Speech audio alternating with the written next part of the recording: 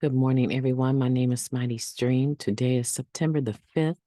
I'm going to do your spiritual principle a day in a meditation. I'm brought to you by Hope Through Navigation. And this is our H.O.O.D recovery services. So let's go ahead and get into the meditation just for today. Okay, I'm not sure if you can see that or not. So let's try something different here. There we go. All right. All right. Today is September 5th. You can reach me at recoveryofhope21@gmail.com. Let's read this together. Cooperation despite friction. Time and time again, in crises, we have set aside our differences and worked for the common good. Basic text, chapter 6, tradition 1. Cooperation is fundamental to what we do in NA, starting with the moment when the first message is first carried to us. Starting from the moment when the message is first carried to us, I didn't get clean because of my own step 1. An addict shared, I got clean because of someone else's step 12. Whether we first heard the message from one member, a group, or a piece of literature, carrying the message to a using addict requires cooperation. We are clean because other members cooperated with each other, and we cooperated by listening and believing that recovery was possible for us too. Ah, that's beautiful. I want to read that last sentence. It just set in my spirit really well. We are clean because other members cooperated with each other.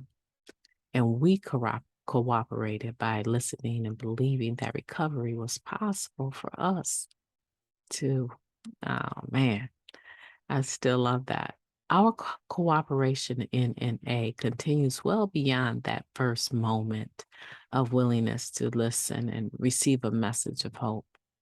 As we stay clean and get to know our fellow members better, we cooperate with each other and keep the doors open for the addicts yet to come. We're sure to see or experience friction at some point. But addicts in recovery can be surprising in our ability to come together when it really matters. I got clean in a small town, and there were only 2 addicts at my first meeting, a member wrote. They carried a message to me that night. I thought they were best friends. Later, I learned that they couldn't stand each other. I never would have known it from my first night clean. Some differences are more extensive than just a personality clash. Our city was divided along racial, ethnic lines, a group wrote. We had 2 areas with big overlaps, and they didn't get along. Some members finally had enough and created an annual unity event, bringing both areas together. It was sort of controversial at first, but every year it gets bigger and better. Since it started, our areas have started collaborating on H&I and public relations service. 2, placing the principles before personality means cooperating whether or not I get along with someone. I will do my best to set aside differences for NA unity. I like that reading. I think that reading is very powerful, and it's very, very true. I can identify with it, cooperation despite friction, and how time and time again we have set aside our differences and worked for the common good. This is tradition 1, where the unity is so important, and the experiences they share of these 2 addicts in here is one that the 12th step is the vehicle that is used by Narcotics Anonymous to get the message to other addicts that have not yet experienced, or maybe they have, but they need access to the 12 steps, right? And so, because of that service, right, of carrying the message, all of us, all of us are actually clean today. And then the other experience they have here is about a person um, who went to their first meeting. Actually, they have three examples here, but the second person is talking about their first meeting and how the two people there that were running the meeting, right? They were doing service work. They had just not naturally assumed that they were best friends, and come to find out they couldn't even stand each other. I've had that happen. I've had altercations, verbal altercations with people that I've done service work. I've sat in meetings with them. The newcomer cannot tell that I have an issue with this person or vice versa, because we have always been able to come together on this one thing, that the newcomer is the most important person at any meeting. And when we leave the meeting, we don't speak to each other, or at least we didn't used to, right?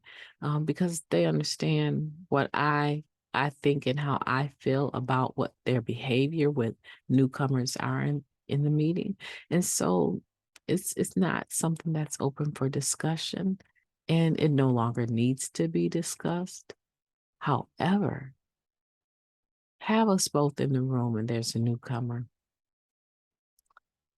you would never know, because it's like water under the bridge. It's not something that we even monitor anymore. We agreed that we disagree, but the message is still carried very effectively. And if you came to one of our, used to be my old home group, but if you came to one of our meetings, you would not be able to tell that I had a problem at all. There would be no indication at all that I had a problem or that we had a problem. Can you say that? Like, are you able to do service work with people that you can't stand? You should be able to.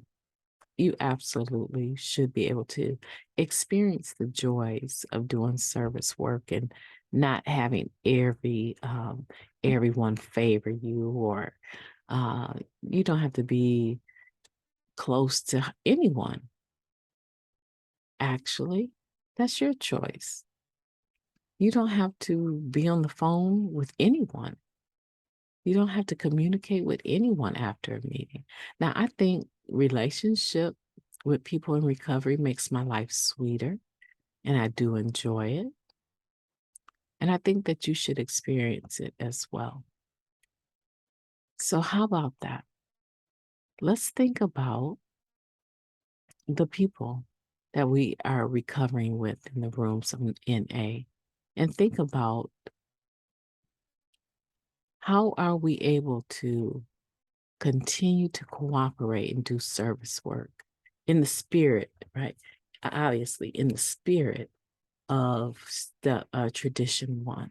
I want you thinking about that. Or is it obvious to everyone that encounters either of you and the other person? Is it so obvious that we're like, oh, here we go again? It shouldn't be. We want to grow up, right? We want to grow up and develop the spirit of tradition one, which is unity, which is cooperation. Now, the other example is talking about an area that had a division. You know, when people say, you stay on your side of the tracks and I'll stay on mine. And probably speaking about whites and blacks in recovery. And in this day and age, we're still recovering from so much racism, right? And so this person is talking about how they established a unity day, and it began to pull people in recovery from different cultures and backgrounds, and that it continues to get larger and larger and larger every time they do it. And to me, in my opinion, that is recovery. That's what it's supposed to look like.